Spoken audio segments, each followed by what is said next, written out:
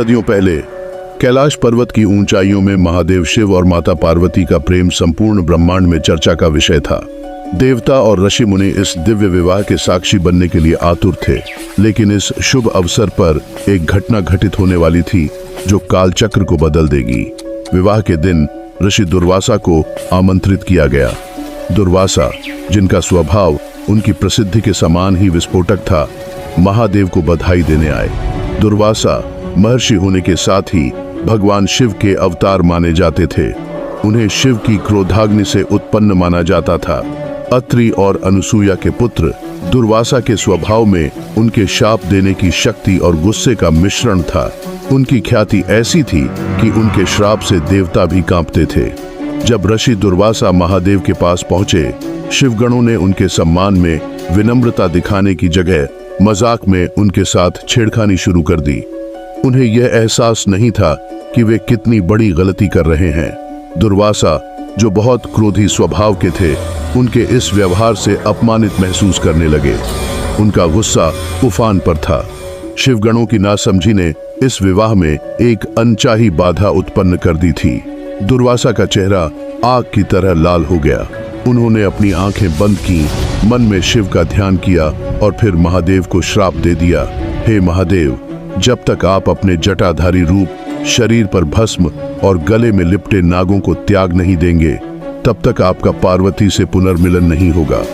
इस रूप में रहते हुए आप विवाह नहीं कर सकेंगे। सारा वातावरण शांत हो गया। कोई भी इस अप्रत्याशित घटना की उम्मीद नहीं कर रहा था। देवता और ऋषि मुनि स्तब्ध थे। यह कैसा श्राप था? क्या महादेव भी ऋषि के श्राप के अधीन हो सकते हैं? महादेव ने उस श्राप को सहजता से स्वीकार किया।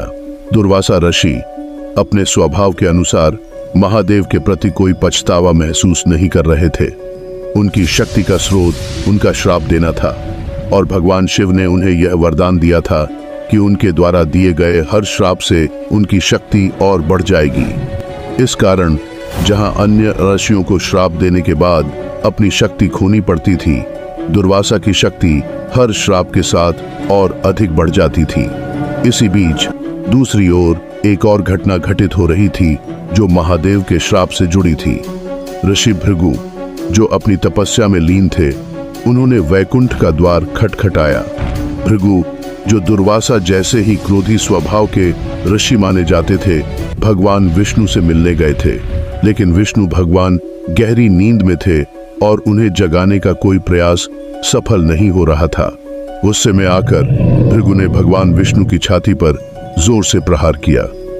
इस घटना से देवी लक्ष्मी क्रोधित हो गईं और भृगु ऋषि को श्राप दिया कि अब से वह ब्राह्मणों के पास कभी नहीं जाएंगी और ब्राह्मण धन संपत्ति से वंचित रहेंगे। यह घटना देवताओं के बीच चर्चा का विषय बन गई। क्या भगवानों पर ऋषि मुनि वास्तव में श्राप दे सकते हैं? और यदि हाँ, तो क्या यह श्राप अमर होता है या इसके समाप्त होने का भी कोई मार्ग होता है? महादेव के मामले में यह श्राप उनके प्रेम और विवाह को प्रभावित कर रहा था और सब यही सोच रहे थे कि महादेव का यह श्राप कब समाप्त होगा। यह घटना न केवल शिव पार्वती के प्रेम की विजय थी, बल्कि यह भी सिद्ध करती है कि श्राप कितना भी शक्तिशाली क्यों न हो, प्रेम और समर्पण के सामने वह झुक सकता है। दुर्वासा के श्राप ने यह दिखाया कि कोई भी शक्ति केवल उस व्यक्ति पर प्रभावी हो सकती है जो उसे स्वीकार करता है। शिव ने दुर्वासा के श्राप को स्वीकार किया, लेकिन अंततः उन्होंने अपने प्रेम के लिए उसे पार कर लिया। इस तरह महादेव और पार्वती का मिलन एक बार फिर से हुआ और सारा संसार उनके प्रेम की महिमा को देख सका।